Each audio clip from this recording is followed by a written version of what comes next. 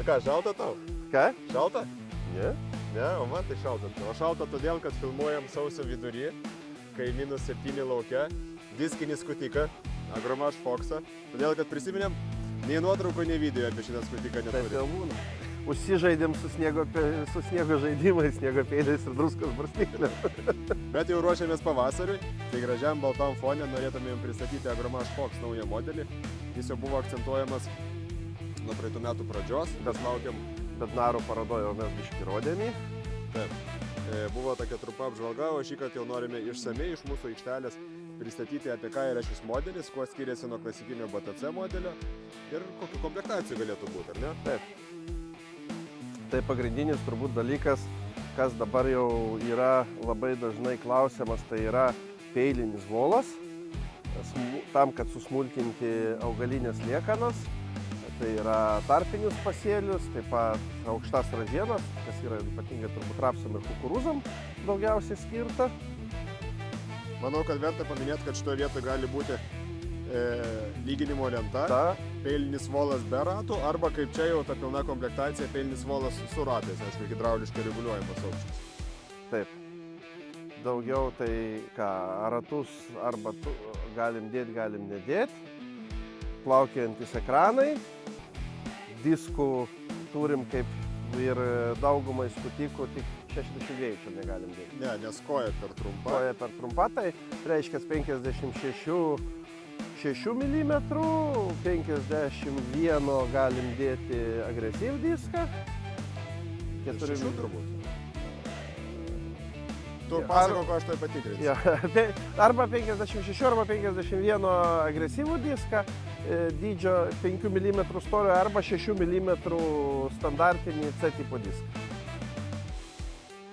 Pagrindinė esmė Foxo turbūt yra tai, kad jis visai kitaip reguliuojasi negu BTC skutikas. Jis nebeturi reguliuojamo volo, gilis nebesireguliuoja su volu.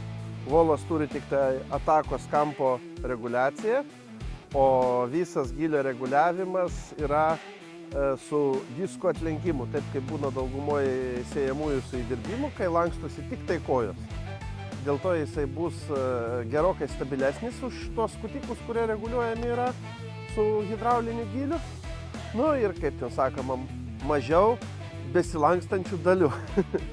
Ir reguliavimo ko gero, nes tu vieną kartą sureguliuoji lygiagretumą priekį ir galą, Taip. Ir viskas. Ir važiuojant gilį, kai reguliuosi, tai visa kita jau bus, kaip sakant, nebereikia prie nieko grįžti. Pasitikrinau dėl disko, tai vis dėlto banguoti diskai šitam modelį yra 56, jeigu montuoji su Agromašu, su standartinė Su standartinė, o o su 50. Stefani PM1. Taip. Beveik atsimenu. Taip. Pločiai šito modelio gali būti 4, 5, 6 metrai tokioj modifikacijai, arba yra tas toks didesnis modelis, Tai 7 ir 8, taip? Taip, tokia modifikacija tai yra, kai yra ratai už ratų volas, bet per vidurį sekcijos nelieka, išsilenkia per pusę 2, o jau ta kita didžioji modifikacija, tai lieka ir per vidurį diską ir užsilenkia 2 sparnai. Ten jau kitaip nepadarysi. Nu, kai 8 metrų į pusę ne per laužį. Jo. Iš kojų atakos kampas liko toks pat kaip ir kitų modelių, tai čia viskas gerai ir keisti šito dalyko net neverta ir Na, nereikia. tai tobulų dalykų, ko gero, nebereikia išradinėti dviračių. Jo, šitas dalykas sutvarkytas. Volus, kaip matot, jau tiesiog susraigtę susireguliuojat savo tinkamą kampą ir viskas, prie jų jau nereikia Taip, čia niekaip prieiti, nėra jokios hidraulikos, hidraulika yra tik tai va, tos diskų sekcija. Ratai pakankamai plačiai stovi, nes turime galinį jau ne 3, šiandien matavom 290 290. ta sekcija. Tai 290 ratų plotis yra pagal sekciją. Taip, tai ir transportinis pagal ratus, nu, jis turėtų būti stabilus, bet ir BTC tokie pločiai yra su transportai pasakytais ratais. Jo, panašiai, kai transportą išstatai. Dar viena išskirtinė savybė, nu kaip išskirtinė, ji buvo prieinama ir BTC modeliui, bet į sandėlinį skutiką irgi taip susikomplektavom, tai valdymas viena hidraulinė sekcija. Reikia vienos hidroporos. Nebeliko gyvatino.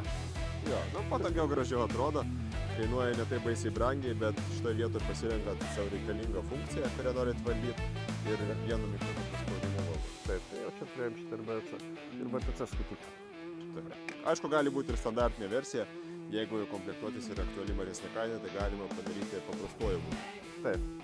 Ir dar čia labai bus, gale labai patogu bus susimontuoti SP smulkių sėklų sėjamąją, nes dabar, kadangi nebėra reguliuojamų volų gale, tai ant važiuoklės yra vieta jau paruošta ir tiesiog sėjamoji stovės čia.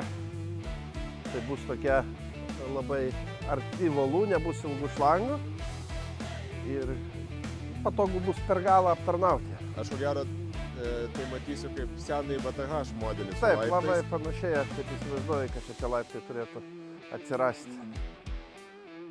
Ir agritechnikoje Foxa buvo pristatytas ir pakabinamas modelis 4, 5 ir 6 metrų. Nežinau apie 3 metrinį, nesu tikras, bet tie pločiai tikrai bus, kaip pakabinami, kad irgi būtų toks pat hidraulinis gylio reguliavimas.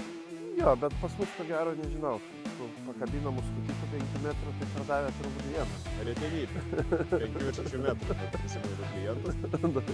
Du klientus, gerai, 5 ir 6. Vienas 5, kitas 6. Taip. Bet iš esmės tie pakabinami sunkesni modeliai yra skirti pietų rinkom. Italija, Ispanija. Kur yra labai sunkios žemės, dirba labai dideliais traktoriais ir dideliais pločiais padaro. Taip. O pas mus vis dėlto dominuoja prikabinami skutikai iš Agromašo. Tai mums atrodo, kad tai bus jau naujasis Agromašo hitas. Tai bus tas, kaip kaimynas turi, tai ir man reikia. Bestselleris.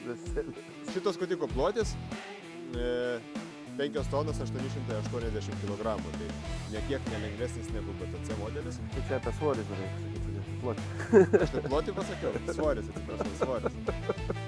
Beliko tada laukti pavasario, kad ištirptų sniegas ir galėsim varyti į laukus. Taip, pasibandysim, registruokitės į Demotūrą, kam šis modelis įdomus.